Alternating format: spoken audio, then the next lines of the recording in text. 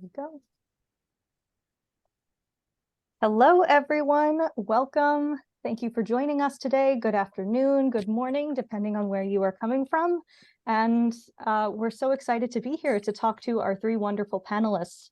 Today, our topic will be faculty jobs at R1 institutions and universities, and trying to unpack what feels like a black box when it comes to faculty applications.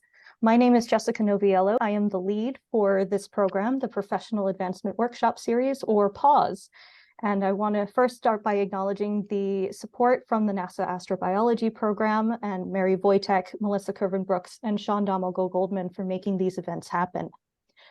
So now with that out of the way, make sure that you are asking questions and making sure to interact as much as possible with the people here today, because they have a lot of great information for you. And for those of you who are going to be watching this recording and can't join us today, then I hope that you feel empowered to begin your faculty application journey if that is where you are going. So one more thing before we start is that, of course, with every PAWS event, there is a code of conduct in place. And as soon as I am done speaking, I will drop the link to those rules and regulations in the chat. But they're pretty standard, you know, just be respectful. We're all here to learn from each other and learn with each other. So with that being said now, I would like to yield the floor to our three wonderful panelists. They are Dr. Xinting Yu from the University of Texas at San Antonio, Dr. Zoe Todd from the University of Wisconsin at Madison, and Dr. Sukrit Rajan, who is joining us from the University of Arizona's Lunar and Planetary Lab. I think I got that right. All right, perfect. So I'm so glad that they all made time in their very busy teaching and research schedules to come and be here with us today. And I hope you all came armed with questions, because we are gonna dive right in. So without further ado, who would like to begin with introductions? I can go first, I guess. All right. Since I was introduced first. So hey everybody, I'm Xingting Yu. I'm currently an assistant professor at UT San Antonio. I started January 2023. I think I know a couple of you, Taylor, I can never say it right. Damn it. Okay, Kevin, I think I know some of you here. But yeah, applying to jobs is definitely fun. So definitely ask me a question. I had 6 in-person interviews, and I don't remember, like tens of long list interviews throughout the years during my postdoc, I would say. Yeah, so definitely any questions, let me know. I started the job January, so now I know a little bit about, I sit on like one search committee, so I know kind of like what's behind the saying a little bit more, which is totally crazy, I think. But yeah.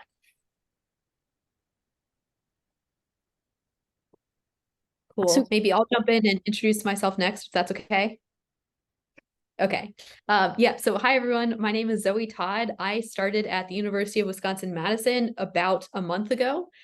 So very fresh to the job. I am jointly appointed in both the chemistry and the astronomy departments. So the work that I do is very interdisciplinary, and I've had a very interdisciplinary background. So navigating the job process in that context was a little bit of a challenge. So if any of you have similar research interests that span different departments or different fields, I'm happy to talk about my experiences trying to market myself to different departments and how that went over, that sort of thing. So yeah, I'm very happy to be here and very happy to answer any questions that you might have. I think I did a total of like 15 job applications, did a couple of interviews, and fortunately wound up with jobs. Very, very happy to be here. Hi, everyone. My name is Sukrit Ranjan. I'm a new assistant professor about a year ago today at the University of Arizona Lunar and Planetary Lab. My research interests broadly related are approaching astrobiology from the perspective of a planetary scientist. One thing Xingting and Zoe have already said most of what I would say. One thing I would just add in general is that I found that our community is a very friendly and supportive one. So in general, if you reach out to people and ask them for questions or ask them for help or comments on your application or what was your ask for your startup package and stuff, people are very helpful and always happy to share. So yeah, I would just emphasize that our community is really positive and supportive, and please, I would strongly recommend taking advantage of that.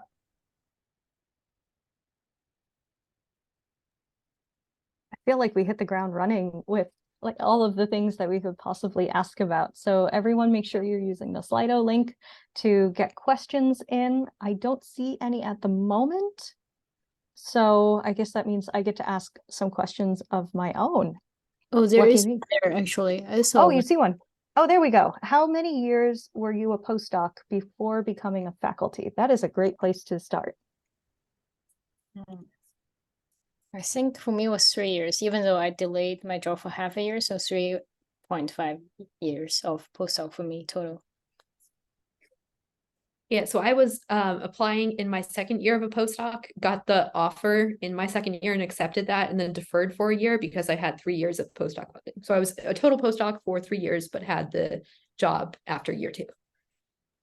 I'm the old man of the group. I was a postdoc for 5 years. You're not old, Secret. Old, not old. I'm young at heart. Can I be frank and say that's actually a lot less time than I thought it would be? I have it in my head of like, oh, you have to do like 2 or 3 postdocs before you're going to be competitive for an R1 university job. So what do you think? That's what I heard, I think. Oh, Sukra, you should go first. You finish what you're saying. Oh, okay. I'm just saying, like, what I heard is like for planetary, it's typically 1 postdoc, but for like astronomy too, because how competitive it is. But you know, of course, there are always people who like didn't even finish grad school and already got job offers. There are always like a couple of people like that. But you know, for common people, like I think 2 for astronomy, 1 for planetary. I don't know if it's still true, but that's kind of what I was told. So great. Yeah, I would build off that and say that one lesson learned I had from the process is that in addition to the competitiveness aspect of it, sometimes committees are looking for something very specific, even if they say the search is very broad-ranging. Oftentimes they say it's broad-ranging because they want to cast a broad net in case something cool comes along, but they often have something in mind in terms of strategic direction they want to advance in. And so for this reason, it might sometimes take a while for a job process to go through, just because your specific area might not be what someone is looking for yet. So yeah, I think one of the things that I would emphasize in addition to just kind of like I would start applying relatively early because you don't know when a department is going to want what you are in particular are trying to sell. Yeah, I think that's really valuable advice. Thank you for saying that, both Sukrit and Shinting. And I would just add to that, you know, part of me felt a little stupid, like applying after, you know, essentially I'd been a postdoc for 1 year. And like, sure, I did research in that year, but like I didn't have any papers out from that postdoc yet. So I was like, are they going to laugh me out of this application file? Which was a, you know, real possibility. But I felt very much like I was riding on the productivity of my PhD as an applicant as an early postdoc, which I think was recognized. So like if you're applying as a year 1 postdoc versus a year 5 postdoc, there are probably going to be different expectations. And they know how to judge those sorts of things because, you know, some hires are like open where they're considering assistant versus associate versus full professor. So search committees, I think they know how to handle that and how to judge on a sliding scale. So I don't think it's too early to try to shoot your shot and just see if, like Sukrit said, you have what the school is looking for with this post. Wow, I have to say that I personally feel a lot more, a lot better about potentially applying for faculty positions, having heard all of that. So thank you all very much. It looks like we have a few more questions coming in. So, Shintang, I think this one is for you mostly. If you have had the opportunity to sit on a hiring committee, what were the factors that were most important for evaluating an applicant and why? I guess like I'm all familiar with, so basically, you know, you're also on the search committee, but usually there are like 100, you know, depending on the school and the position, like 100-ish more or less of application coming in. We don't get to see all of the applications, you know, if you're a search committee, because it's already pre-filtered by people. And I assume, honestly, I'm just gonna say this, but I assume they just counted your papers, you know, or like look at what journal it is. That's what I think, because it's not even done by the search committee. And then we only get like probably like the long list-ish, like 20-ish people to look at.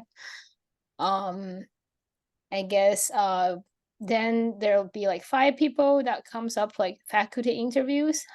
So I think I have more experience about that part, which is like, who would get the final position, right? Who would be and it's really, really, I would say, random. So in some sense, well, and I think really is you come give a job talk, and if your talk is like good, like, and your behavior throughout the day is normal, I think you're good. That's kind of it. You're like, within the finalists of discussion. But if you behave like really abnormally, you're like kind of like, really crazily. I think that's what they want to say, like whether to check whether you're like a normal human being for the faculty interview. So if you did stellar, that's great. But if you did just fine, you're like a normal person that day, you didn't feel like extra good or like extra bad, then you're good. And then it's really a discussion between the committee, and it can be really random because there are some people who have stronger voices than the others, and so I would just say I feel really lucky to have a job after being on the other side. How about this? Because there are some there are usually more than one person is really good, right? Who do we give the offer to? Then it just really depends on the committee, and then sometimes the committee makes a choice. And it goes upward to like the dean. So the dean, department chair and the dean, and they could change it. They could actually change the final selection. So you never know what would happen during the whole process. But just say if you make it to like a long list, I think at least that shows you like your CV is really good. And your letters are pretty good. So I would be like, okay, I'll feel like okay, if you applied 5 times, you never got on the long list. I think there are probably some problem with your document. You definitely want to make big changes, but if you're able to make it to like some list, like long list or short list, then I think you're good. Then I would say other than that, it's like luck and then something else. Yeah, I'm sorry. Yeah, it's hard. Oh, yeah. So what were your experiences when you got onto those long lists and then the short lists and going into the interviews? What did you do and what did you feel? What was that like for you? And this is a question to everyone. Zoe, you should go first. Okay. Yeah, so I would say like when I was applying, my whole goal with the applications was to get to a shortlist interview, because I felt like if I could get to a shortlist interview, I could present myself better in person than I could on paper. So that was my whole goal. It's like I think I could, talk with people and engage with them and show them why I'm excited about what I'm doing and why I think it's cool. So that was my whole goal, and I was, thrilled to get to shortlist interviews. So I had maybe 3 long list interviews and then 2 shortlist interviews. So like my long list interviews were over Zoom, and Zoom interaction was still like very pandemic-y times.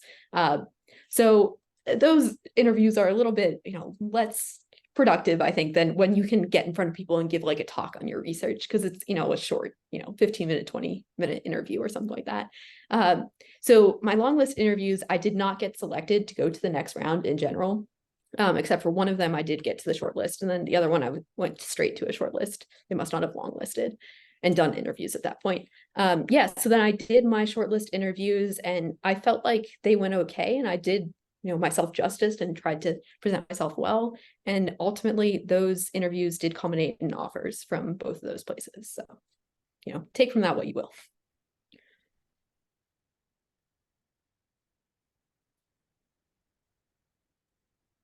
I think one thing I would consider is there's some I want to reflect off something that Xingting also said at the beginning, which is that she mentioned the importance of being yourself, and I do think that's somewhat important. You don't want to distort who you are in the interview process, because ultimately you're picking a place that you're going to end up being for potentially up to 3 or 4 decades.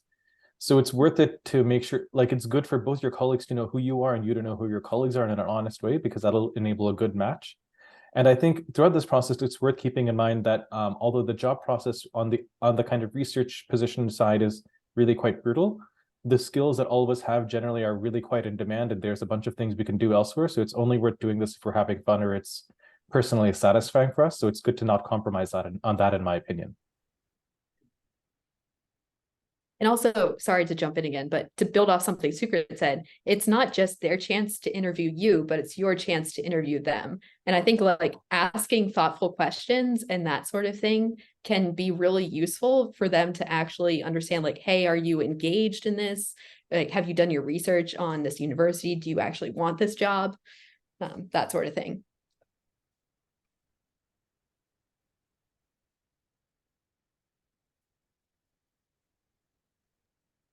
Shinting, do you have anything you'd like to add? I'm actually trying to search for a thing so I can maybe show you guys. But I always, during my interviews, I always have this notebook that I bring. And I always have like a page that's a list of questions I'm gonna ask them. So like I have a long, so that's why I'm trying to find it and see if I can share with you all like the list of. I'm like mainly like a laboratory person, so I will ask things about the lab. So maybe it doesn't apply 100% to you, but I think I basically Google really hard to see, okay, what kind of question can you ask them? And I had one interview, it was really, they didn't ask me a single question, just me asked. They're like, do you have any questions for us? Starting from the beginning. So yeah, like you do have to prepare a bunch of questions to ask them. And I think it's like, it's good if you get the same, and sometimes, you don't get the same answer from people. So for example, I asked, okay, what is a tenure? If I like, how do you get tenure? And sometimes I get different answers from different people. It's like, really, what is it? So it doesn't really hurt to ask like even the same question to different people, but I think it would be good to keep like a list of questions, just in general. But yeah, I'm gonna try to see if I can find that list of questions that I have. While you're looking, do you mind if we move on to another question? Go on. All right, just wanted to check. All right, so Kevin would like to know, what should you look for and look to do in a postdoc to maximize your potential for the faculty job market at a research-based university?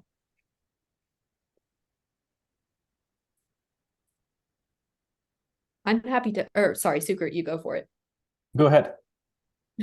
Okay, I can jump in just to give you my thoughts on that. So I think like your faculty applications, so the materials that you're submitting are generally about 3 different materials. So you have your research proposal, you have your teaching statement, statement of teaching experience, then you have your diversity, equity, inclusion statement. Some applications vary from those 3 materials, but in general, most of the ones that I submitted were roughly those. And I really think they're looking for someone who is good in all of those areas. So you don't just have to be a good researcher to get into an R1 university anymore. So you have to be passionate about teaching. You have to have teaching experience, that sort of thing. And I do think there has been a move recently to really focus on diversity, equity, and inclusion and recognize that we as a field have not been doing good enough and we need to do better. So taking that seriously and making sure that you have things that you can attest to in your DEI statement, I think is useful. So that's my take on it. But Sucrit, you go for it. Yeah, kind of building off what Zoe said, I think Zoe made a really important point that different places are looking for different things. And so one thing that I found was that I started doing is if there was a place I actually really wanted to go to, I made it a point to try to contact either the search committee chair or the department head and just ask, hey, what are you guys looking for? And is it aligned? And that helped me. In some cases, it turned out that helped me understand that that was not going to be a place that was going to work for me. And so that was a way to kind of narrow down on where is the balance of those things like research, teaching, equity, inclusion, outreach, where's the right fit? So that's a way of saving yourself time and the application committee time. So it suggested. One universal thing though, is that every single place really wanted you to have really good research. This was true of nominally teaching focused places. It was true of nominally of pure research places. It was true across the board. Early in grad school, I read a really useful article from Sean Carroll, which I've linked to in the chat. It's a little bit of it's kind of a little bit of a worst case scenario, but like I haven't found anything to falsify it yet. So if it's useful for you, maybe it'll be useful. It was useful for me, maybe it'll be useful for you. Okay, I'm gonna try to finish up. So one of the advice I think I got that I found really helpful is like, I think especially I think the most important thing in your document, there's teaching statement, diversity statement, and then the research statement. And the research one is like the main one that can really fail you or what, right? And I think the main thing that at least after I finished my first draft and sent it to like my people to read it, and they're like, I think the key advice I got is like you gotta brand yourself, kind of. So it's really like branding yourself, and you don't want to use more than like I would say like 3 words to describe yourself. For example, I have decided how to brand myself, and I decided to be the planetary materials person, and that's it. So there are some people that I know are really good, and they're still like searching for jobs, unfortunately. But you look at what they do; they have tons of papers, but then you couldn't find really like the same in what they do. So, you know, in the statement, you can't say, oh, I want to do like this and that, and they're like disconnected. So there has to be like same somehow. Like, so if people like mention you in the field, they would think of you in 1 word. So that's kind of the word I would think you guys should all like think about for yourself. And I think I found my word. So it's your turn to find your word. That's very similar to what Zoe said when she was introducing Yeah. herself, this idea of branding yourself. Maybe this is a good idea, Zoe, if you could expand on that topic. Yeah, so definitely Xinting, I agree with that. So I branded myself, the word that I used, and I put it like in my CV, on like my headers and things like that, was astrobiochemist. Because so a person like me, I do so many different things, and my thing is that I don't do one thing. So kind of like throughout my career, I've kind of heard the advice like, hey, you should really focus more on one thing and become an expert in one thing. And I've kind of like pushed back against that and be like, well, I don't want to. Unfortunately, it's worked out for me that I caught myself and I caught the field of astrobiology at a good time where, like, especially for the position that I'm currently in, what they wanted was someone who could link together astronomy and biology. So me branding myself as an astrobiochemist worked for getting them to like recognize like, hey, this person might be able to do what we want research wise. Yeah, Sucre, what is your branding? I want to know. Do you have a brand? I really haven't got a very good brand. Like, it's not in a few words. I guess like when I had a brand, it was like planetary photochemist, but really I'm just interested in questions related to life as a planetary phenomenon from the planetary science point of view. That's all. So I would brand Sucrit personally. Do you mind if I say what I would brand you as? I'm taking notes. An expert in planetary modeling of all sorts. Okay, I'll do that. Yeah, I think I failed at my branding though. People all just think I'm a laboratory person, but I'm the planetary material scientist. So my branding failed. But anyways. Well, it didn't fail because you got a job. Yes, true. That's such an important point though, because astrobiology is so interdisciplinary. It's really hard to pin down something like, oh, I'm a planetary geophysicist or I'm an astrochemist. Yeah, it's kind of hard to sum up what we do if we're astrobi. And many people in this audience do have a background in that interdisciplinary space that may not or may not be very well defined. So the idea of defining it for ourselves is a very interesting one. We're kind of flipping that framing. Ooh. The wheels are turning. Cool. So moving back to the questions that have actually been asked, we have a question about your teaching experience. So how much teaching experience did you have prior to applying for faculty jobs? I mean, I can go because I actually had a lot of teaching. So in some sense, I think it doesn't matter because I know other people who are applying, right? I would say I had the most teaching experience. I was TA for like 4 years during grad school, and I taught my own class. I got a bunch of grants to like improve like a class, stuff like that. And I mentored stuff like lots of students, but I don't think it matter because I have friends who did nothing, like no teaching, no TA whatsoever, still got jobs. So I think in the end, like, I don't know. I hate to say this, but I do think research overwhelmingly determines whether you get a job or not. Unfortunately, yes. But teaching does help. Like, you know, for me, it was like, I think people like know I had lots of teaching and mentoring experience. So that's gives you like an extra leg. But, you know, your research determines whether you get the job. That's how I feel about it. Yeah. Yeah. So I would respond to that and say, I think for R1 universities, you're probably very correct that research is the dominant factor. But I do think there is a subtlety there and that some places care about teaching and quality of teaching a lot more than others. So in some places, I think they might weight teaching slightly more heavily than others. And I agree, some places are horrible and they don't care about their quality of teaching. So you could become a tenured faculty and be a horrible teacher.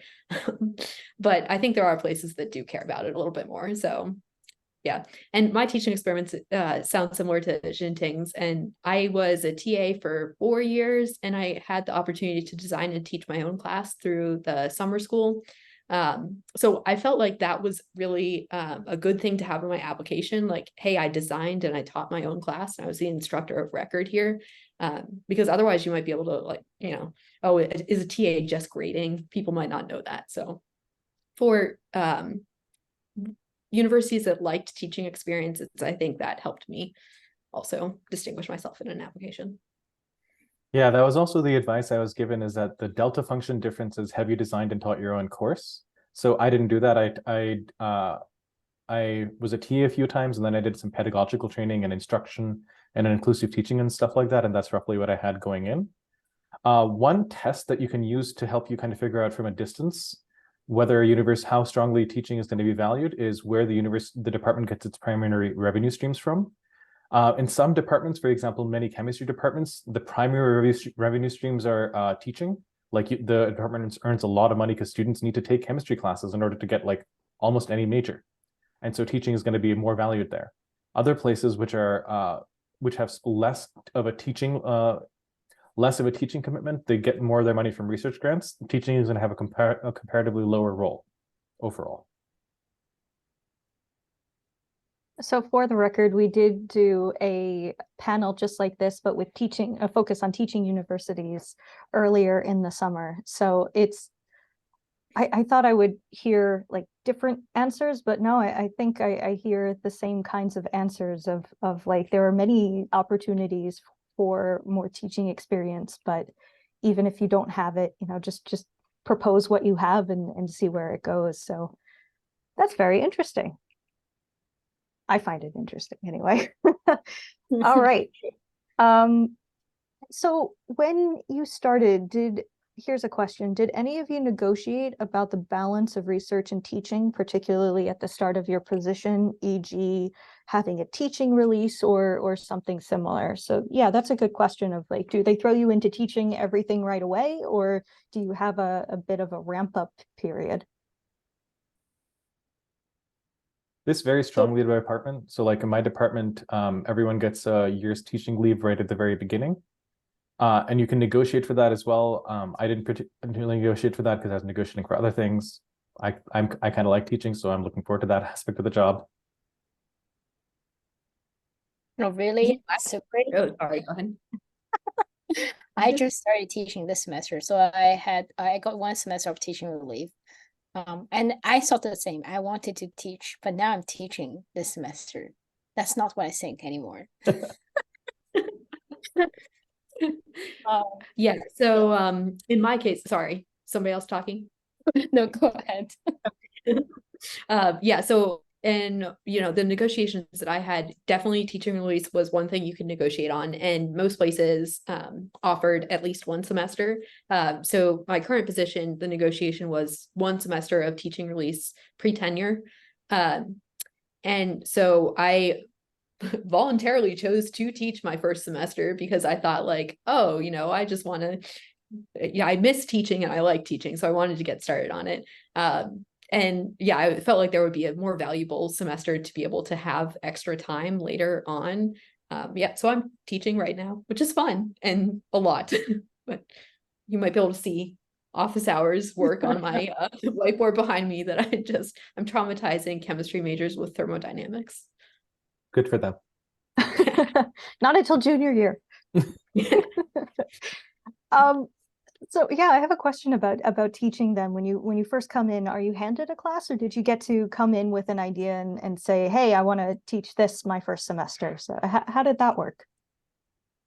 I was able to pick what I wanted to teach. So I TA'd like an intro to solar system for like 4 years. I'm like, I'm ready to teach this. But I think what we do is usually we decide during like the annual faculty retreat to see like what classes everybody's teaching. But yeah, like by the way, it also varies between positions and departments and kind of how much money your department has, because I have colleagues got new jobs and their teaching is different from us. For example, for our department, it's like 0-1. So like first semester teaching relief, and then teach the second semester, and then keep 1-1, like, throughout the rest of the tenure. But some department I know, they're like the teaching is heavier, like 1-2. So they start light, but still 1 class, and then 2 the next semester. So, and I feel like it's a really hard thing to negotiate, because you kind of have to teach the amount of classes they want you to teach. It's easier to negotiate other things, but teaching relief is just harder, I would say. So you kind of just have to see what you get. Just want to jump in quick to clarify something. When you say 0-1 and 1-2, that's like teach 1 course 1 semester and 2 the next semester. Does that repeat on an annual basis? No. So then it's 2-2. So for the 1-2 is like 2-2-2-2. Till, and after tenure, apparently you teach even more, sometimes. So like different school have different systems, and I think some schools, like, if you're still research intensive, you get less teaching. So there's like some metric to determine that. But typically you will get a little bit more teaching after you get tenure, than before tenure. That's kind of the typical way of most schools, I would say. Unless if a department has a ton of money, if you have a ton of money, so you can buy your teaching time. And Suku, you probably know, some people in your department, right? They buy their teaching time, so they don't teach at all. Like the Osiris Rex people. They are actually teaching this semester. It's insane. Really? I believe Dante is actually teaching a course right now. Why don't he use his teaching relief? Oh my I think God. he's really passionate about teaching and he really enjoys it. Okay. Yeah. Wow. So yeah, a lot of folks are just, regardless of what the institution cares about, a lot of folks are personally quite passionate about teaching. Cool. I'm so glad to hear that Dante Loretta, who, if for those who don't know, he is the PI for the OSIRIS-REx mission that just this past weekend had a successful sample return to Earth. That was so exciting to watch personally. Wow, and he's still teaching. My goodness, that is a lot of work.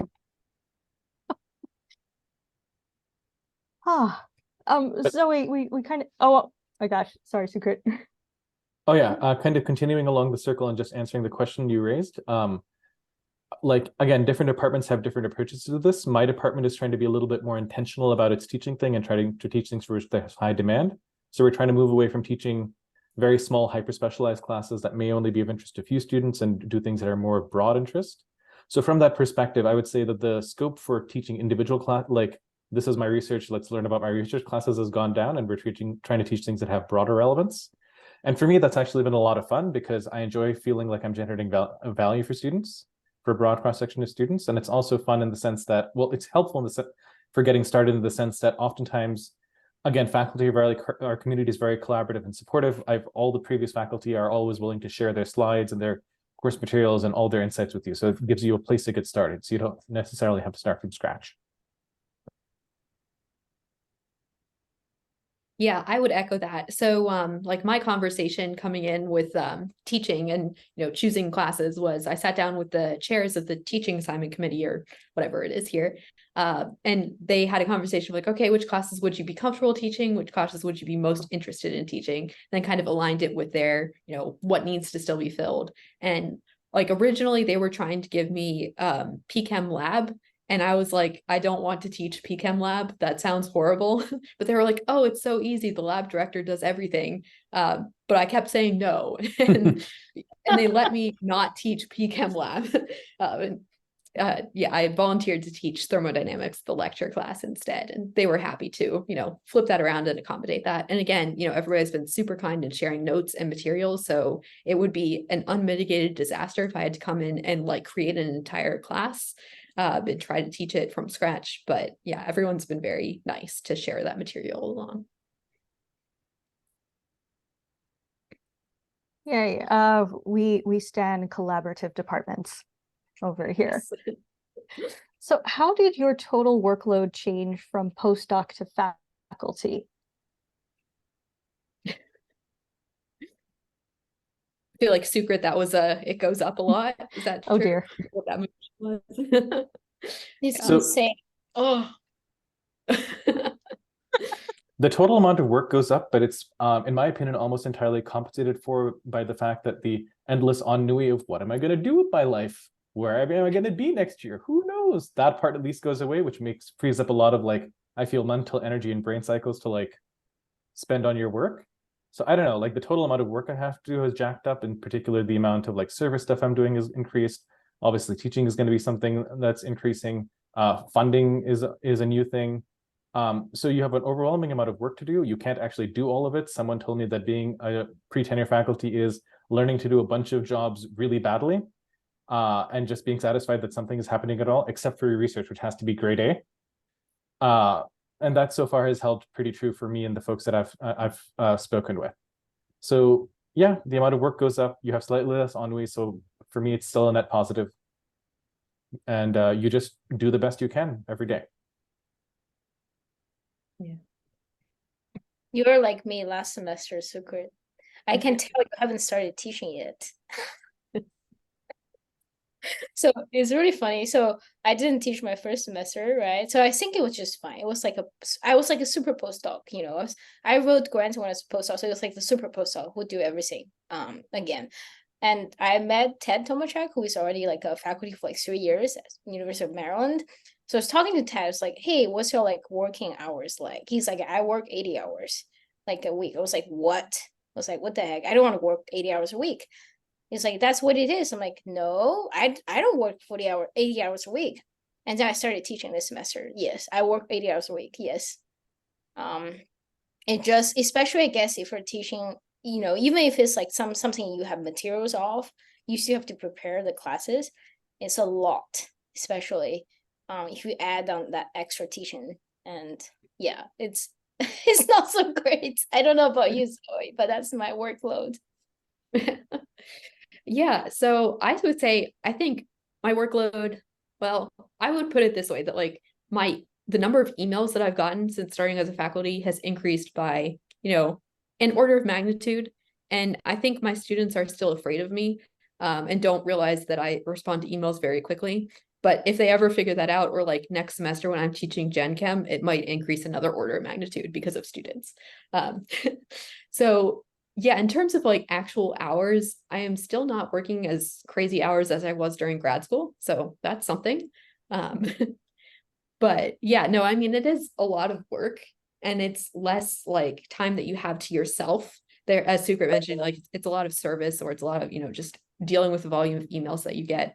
So like I have to specifically carve out time to be able to do like, oh, I need to work on these revisions for this paper that I submitted, which, you know, should be a high priority thing. And as a postdoc would be like a very, like that's top of your list. You just get that done the next day kind of thing. But now it's like, okay, I need to figure out when I have the time to do this. So it is more work, but I would also, you know, I agree with Sukrit about you don't have the existential crisis of what you're doing with your life. But for me also, I find being a faculty member to be so much more motivating than being a postdoc. It's like being a postdoc, sometimes you're very isolated, or like you're still talking to people and collaborating with people. But I don't know, it's like I really feed off the energy that students have and the enthusiasm that they generate. So that for me is a net positive in terms of I feel like I can be more productive because I'm getting that engagement as a faculty member. There was a second part to that question of, do you think the total workload of R1 versus R2 faculty is higher? And maybe this is hard to gauge because you have R1 jobs. But thoughts? So I would say, like, I have friends who are at R2 universities or more teaching intensive universities. I'm in awe of them because they have to teach like many classes a semester. Like they're teaching loads are a lot more than what I'm teaching, but yet they still have to maintain research productivity and, you know, working sometimes primarily with undergraduate students who, you know, also need a lot more mentoring, that sort of thing. So my naive guess would be that R2 faculty might have a heavier job load, but I don't know that for sure.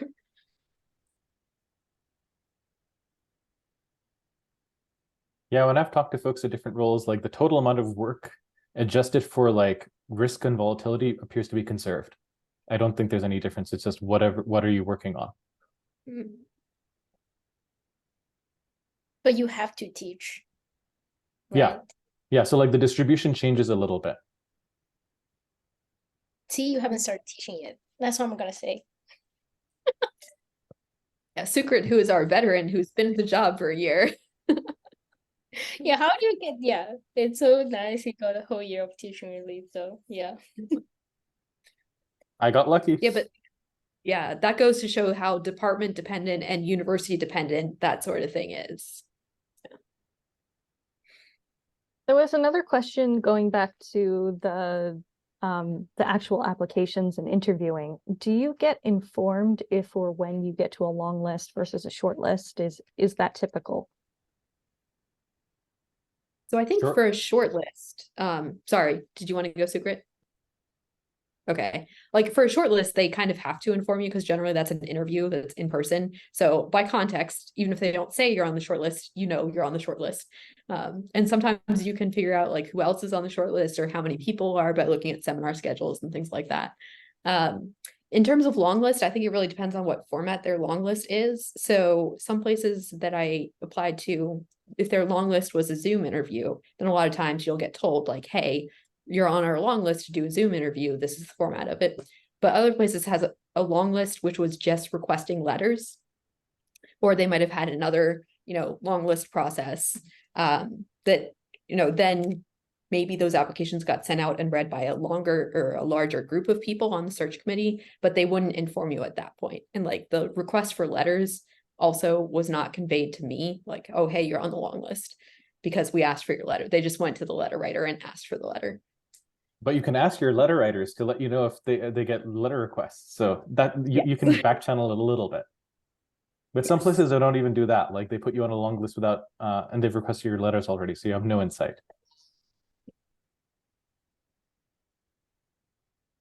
I think overall, this is why being comfortable in who you are and what you're doing and being happy in your day-to-day is so important, because you can't count on, I don't think you can afford to count on getting external validation from like being told where you're on these things. Oftentimes you'll send them off and you'll never hear anything back. But if you're happy with what you're doing on a day-to-day basis and you feel like you're making a positive contribution, contributing to your goals, I think you can still be satisfied with what's going on with your life. Yeah. And I do agree with something that Xinting said earlier, which was like, if you get to a long list or a short list, that's a pretty good sign that like, hey, your application is really competitive and, maybe you don't get the position that you interview for or something like that. But again, that's probably just a random chance or just down to politics at that point, or your research is slightly different than what they're looking for. So try not to take that personally, even though it is very personal if you get rejected. But yeah, just keep trying, and that indicates that you're a really solid candidate, and hopefully there will be a job out there that aligns with what you do and what they're looking for, and it all happens. And Jessica did a favor for you. I already wrote the answer to the next question. Like where to find jobs in, relevant to planetary, at least. I think that's all everywhere I've searched, right? Is that it? There's also the AGU job board, and the astronomers Facebook group and the Astrobiology Facebook group also do post jobs every now and then. Oh yeah, the Facebook group. Yeah. And Twitter. Twitter and Facebook. Well, X. It's Twitter. X. Twitter. I noticed, so I'm only in the planetary sciences community. I know there are lots of astro communities out there as well, and engineering community job boards that do the same thing. So it is very field dependent where you're looking. But okay, shameless self-promotion here. I just sent out last week or the week before a jobs-based newsletter to everybody in the PAWS community. So if you haven't checked that out, that is a great resource for you to start looking for jobs. And I just updated the Nexus job board this morning, which I will say is another place you can look for jobs too. So again, shameless self-promotion, but I figure this was a good time to bring up, like, yes, there are lots of resources out there. Yeah. So also along that line, the PCE3, Prebiotic Chemistry in Early Earth Environments, NASA RCN does a newsletter and has a Twitter account, and I'm involved with that. So we try to, inform about different jobs in planetary science. So subscribe to that or follow that if you want. That's Sorry, true. No, self-promotion. no. That was a really good point. Yeah, Nexus is just one of the 5 different RCNs now, or research coordination networks, that the NASA astrobiology program has. The other ones are NFOLD, which is the Network for Life Detection. There's LIFE, which I don't remember what the acronym stands for. Anything. It doesn't stand for anything. Oh, cool. Yeah. Then I'm glad Yeah. I don't remember it.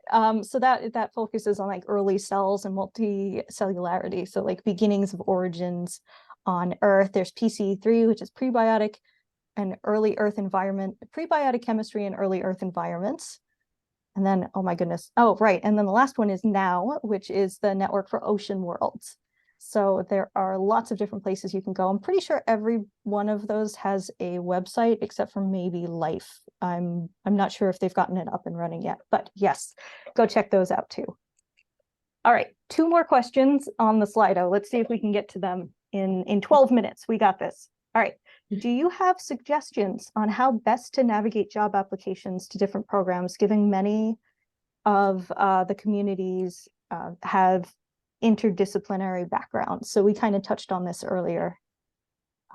Yeah, how do we apply to jobs when they say like, we're looking for a very specific job offer, and it's like, well, I'm an astrobiologist, but can I apply to that anyway? Yeah, can I jump in? Is that okay with you guys? Okay. Yeah, so I would say a lot of times when a job offer comes out, it's going to be super general. It's going to be like, the Department of Astronomy is looking for an astronomer to do astronomy.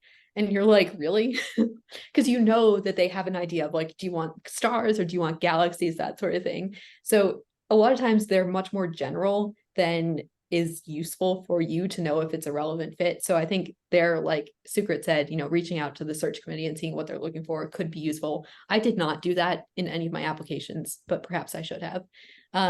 Speaking more to the interdisciplinary side, so I, as an astrobiochemist, like I branded myself, wasn't sure if I should be applying to astronomy departments or planetary science departments or chemistry departments. So I applied to all 3. So I sent applications out that were entirely to astronomy departments. Astrobiology was not mentioned anywhere. I sent applications out to chemistry departments where astrobiology was mentioned nowhere, and where they were probably like, what the hell is astrobiology? So those 2 applications looked very different, especially my research statement, because I had to say like, oh, this is what I have done. This is why what I'm doing is either astronomy or chemistry, and why I think you should be interested in it.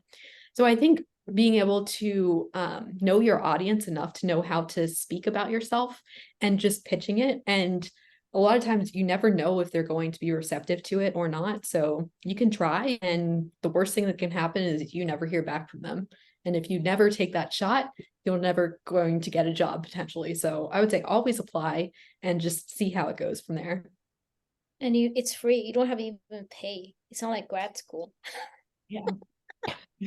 You just pay in like hours and amount of soul crushingness.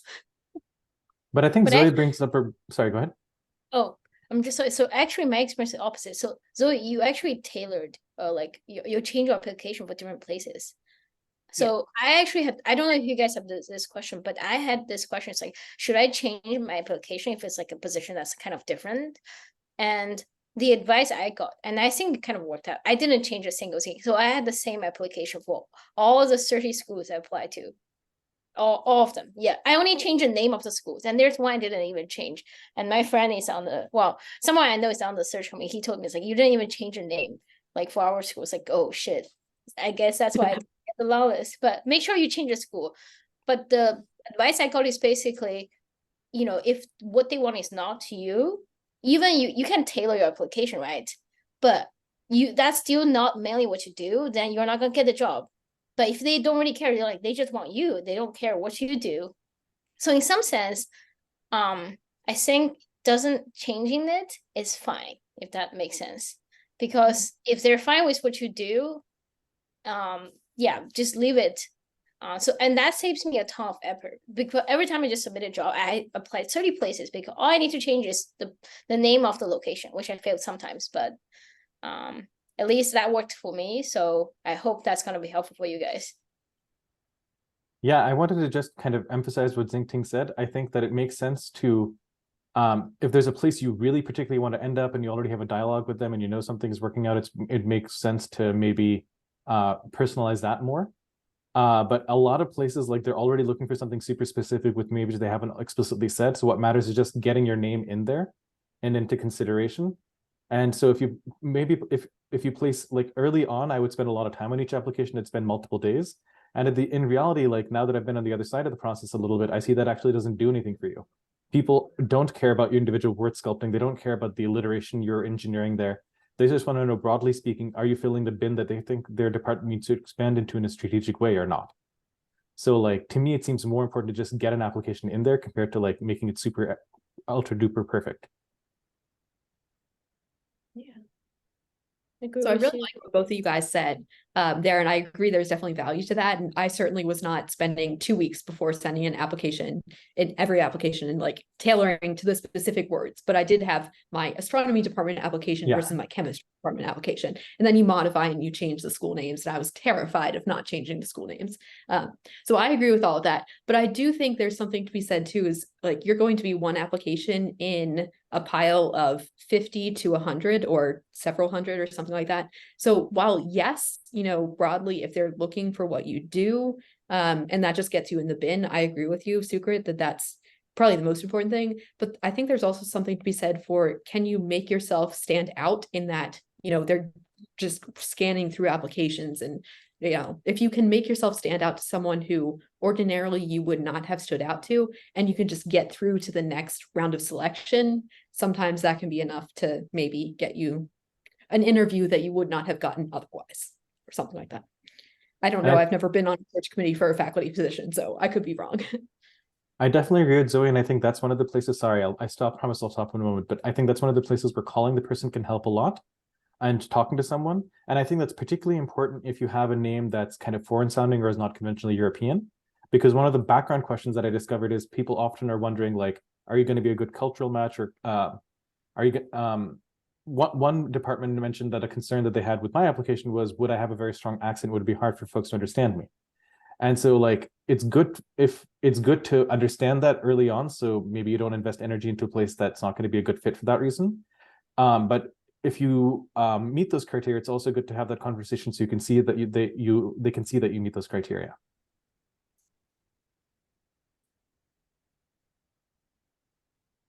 Thank you all for those answers. I really learned a lot from just that one question. So just pausing to say thank you for that specifically. All right, one more question, and then I guess we'll have to wrap up. So for the counting number of papers process of the faculty selection and search, how much do co-author papers count? Yeah. That's why, like, you know, I don't do this. I used to not do this, but I just do this. I count it for them. So I count first author paper equals how many, and second author, you know, I count for them, but they, yeah, sorry. For faculty position, I don't know. I don't think it, unless if you're a second author, like a corresponding author, it doesn't really matter. I think first author application is the same. And the number of papers, you know, say if you have like a really important result, like, you know, science, I think even if you just have 2 papers, that's probably fine. But, you know, also have a long list of papers also helps. So yeah, co-author papers, unfortunately, is not super helpful, I think. What do you guys think? Fully agree. Yeah. Yeah, I think that makes sense. And I mean, I haven't been on a search committee for faculty applications, but I have for postdocs before. And for me, like when I'm looking at a postdoc application, I just need to see that they've published enough, and that enough is very, like, it's very gray area. So do you have several first author papers? Do you have, you know, some proof that you can be productive and get out publications? And if they have, then that's great. And that kind of like checks that box for me. And if they haven't, then that's a flag and that's a concern. But then I think honestly, the like fit of the research, especially for a faculty position, is going to be more important than just like how research productive were you as a PhD student. That's my naive thought, but again, I haven't been on the other side of the process. think if there's one thing I could say to sum up all of our discussion today, it's that you don't really know until you put yourself out there and try. Yeah. So unfortunately, we're near the top of the hour, so it's time to start wrapping up. I want to thank every single one of our panelists. Please, attendees, join me in thanking them in the chat or by reacting in Zoom. Thank you all for your presence here today and sharing your perspectives and being honest with us about your process. And yep, just getting lots of thank yous and clapping in the chat. So everybody, I hope to have this recording up by Monday, regardless of anything that may or may not happen over the weekend. So I'm just going to say thank you all for being here. For the first time ever, I'm actually talking from my office here at Goddard. And yeah, everybody take care. Have a wonderful weekend. And I will see you all at the next PAWS event. Take care. Thank Thank you you so much, all. Jessica. Bye for now. Bye, everyone.